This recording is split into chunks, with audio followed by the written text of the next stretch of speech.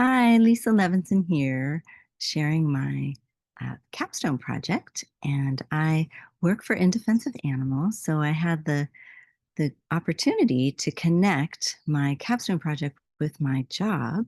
And the project was to put together a memorial component into a protest. So one of our projects was to work with an international coalition called Feline Guardians to stop cat torture videos that are going on around the world. And what we decided to do is put together an international day of protest. And we did that on May 18th. And we were able to work with different groups internationally. We had 21 demonstrations on the same day, and those were also held in 14 different countries. So it was real international impact. And I did put together the memorial program for all of the groups. And so I know for sure that it was done in the San Francisco and also in Los Angeles. So I thought I would share a little bit about the Los Angeles uh, protest demonstration memorial and how it went. I thought I would like to share that with video. So I'm going to go ahead and get that started with a share screen. So bear with me for a moment.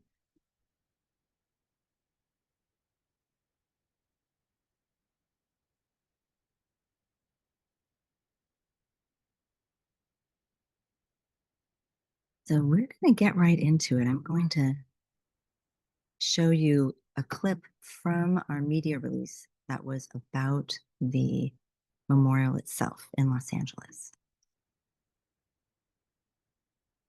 Today we spiritually honor the animal victims of cat torture videos. 我们来向这个被虐杀致死的这些动物来超度他们的亡灵。 And support each other as we fight for their justice. 我们互相鼓励，我们为了正义，为了公义。 And pray for peace and non-violence for all living beings. 我们以非暴力的方式来祈祷，为所有的生灵。 Our intention is to cultivate love, not hate. 我们的目的是为了培养爱心，而不是来生出仇恨。 Thank you so much. So we're going to go ahead and stop the share. So what you just witnessed was actually a miracle in many ways, because our project, we had some animal rights activists from Lady Freethinker, from another group called Animal Defenders International, and from In Defense of Animals, who came together, and we were there in front of the Chinese embassy to hold our demonstration to encourage China to institute animal cruelty laws so that some of these cat torture criminals could be prosecuted. And serendipitously, right in the same area, was another group of Chinese activists who were trying to advocate for human rights against what they were calling the CCP, which we later learned was the Chinese Communist Party. So we joined together, and it was a wonderful merger. They had a microphone. They were very interested in the topic that we were talking about. So they came over, they held up our signs. They joined us in the memorial as well, which was just such a thrill for us. And the program was where we had a banner, and the banner had like 1,000 of images of each victim of the cat torture. And then we also had little brochures that showed just a picture that was more of a graphic, so it wasn't as traumatic to look at. It was more of an artist's rendition of each animal, and at least a few of the animals that were depicted that way, so they could see it and look at it and feel emotions of sadness without the trauma of seeing the victims themselves.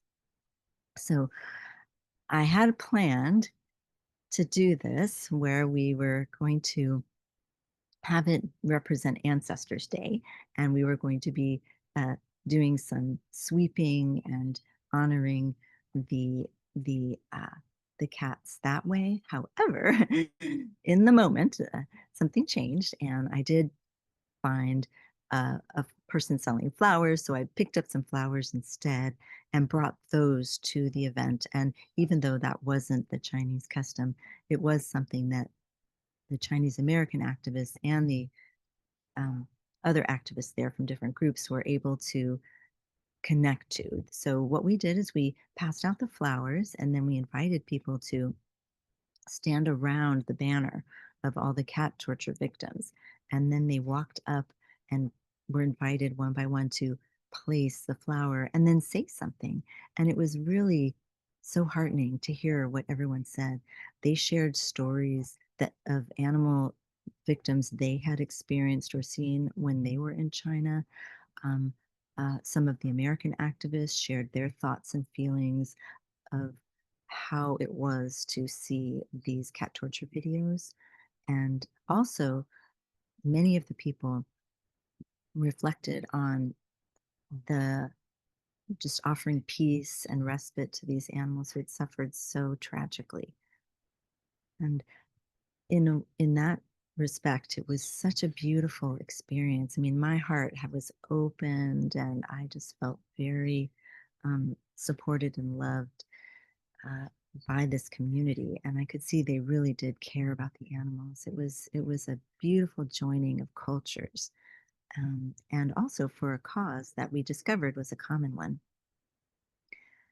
So that was a beautiful experience. On the other hand, one of the activists, who is a dear friend of mine, a lawyer who joined us, she started strong. And as soon as we started to share some of the stories of the animals, I could see that she was getting very activated and she left. And I felt very badly about that. I realized that perhaps it was too triggering for some of the people being able to share the graphic details. So I think that is something that was very prickly for me.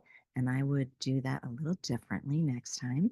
In fact, I did reach out to her and sent an apology and did a little bit of animal chaperoning with her so that she would feel um, okay about the experience and not feel badly that she couldn't handle it, but more that it was a difficult story to hear and that maybe too much for the event itself. So, those were some of the reflections of what happened. It was quite an amazing experience, and I'm so grateful for the opportunity. I'm going to uh, take a moment and share something that was a very useful, like learning for me, was about being able to moderate the level of graphic details. I will be very careful about that going forward. And then also for the next steps, it went so well. Our coalition was just thrilled with the results from all the different areas. And for our next project is going to be an awareness day. So we have that planned. It's going to be on International Cat Day, which is August 8th. And so we'll be building upon this to create an awareness day that may not be focused on mourning or on the graphic details, but more on how can we bring light to this issue and to support positive and um, forward moving change for this topic.